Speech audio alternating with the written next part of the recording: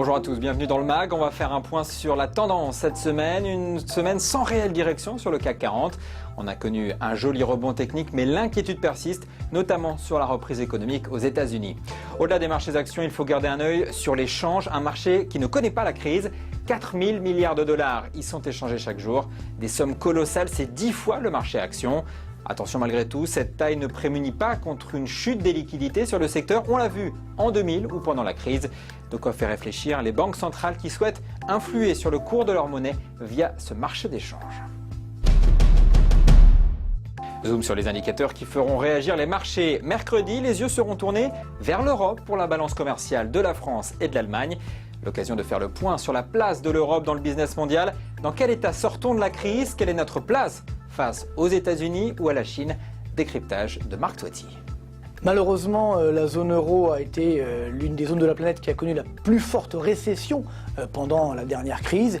Et c'est aussi aujourd'hui la zone où la croissance est la plus faible. Alors, il y a certes l'Allemagne qui tire un petit peu cette croissance de la zone euro, mais à part cela, on va avoir cette année une croissance de la zone euro d'environ 1,5%.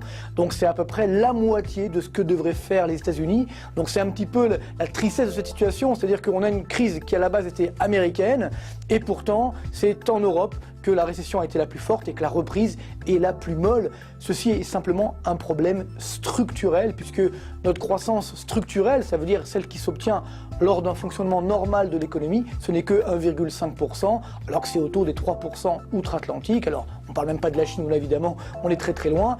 Et alors, pour l'anecdote, c'est qu'aujourd'hui, on parle beaucoup de la Chine qui est passée devant le Japon en termes de PIB mondial. Et quand on regarde le PIB en parité de pouvoir d'achat, ça veut dire en isolant les différences de pouvoir d'achat, on se rend compte qu'aujourd'hui, la Chine pèse autant que la zone euro. C'est à peu près 14% du PIB mondial. Donc, on voit bien que malheureusement, à cause de nos erreurs de politique économique et nos rigidités structurelles, la zone euro sort affaiblie de cette crise. Mercredi, on suivra aussi le Beige Book de la Réserve fédérale américaine, un rendez-vous important dans le contexte actuel. Une véritable radiographie de l'activité aux États-Unis. 2 piliers seront à observer, l'évolution du chômage et du secteur immobilier. Mais tout de suite, on découvre la valeur de la semaine. Pour la valeur de la semaine, direction l'Allemagne pour le groupe SMA Solar Technology, un groupe qui développe des onduleurs pour l'énergie solaire, un secteur en très forte croissance, un groupe aux fondamentaux solides si l'on en croit Rémi de la Boulay. SMA Solar, c'est une société leader sur toutes les zones géographiques avec des parts de marché en croissance, 52% attendus cette année contre 46% l'an passé.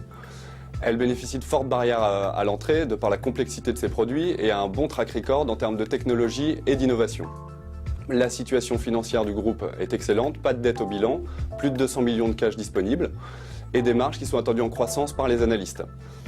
La société nous semble être un bon moyen de s'exposer au photovoltaïque. On aura un petit peu plus de visibilité sur 2011 à la fois sur le titre et sur le secteur après la conférence de Valence le 10 septembre prochain qui nous donnera des bonnes indications en termes de carnet de commandes et de lancement de nouveaux produits. La valorisation nous semble attractive. Et il y a un attrait spéculatif sur le titre puisqu'on a eu fin août dernier une rumeur de rachat par First Solar à 110 € par action. Une rumeur qui a été démentie par SMA Solar mais sur laquelle First Solar n'a pas souhaité faire de commentaires. Pour toutes ces raisons, nous sommes confiants sur le dossier SMA Solar et nous recommandons le titre à l'achat.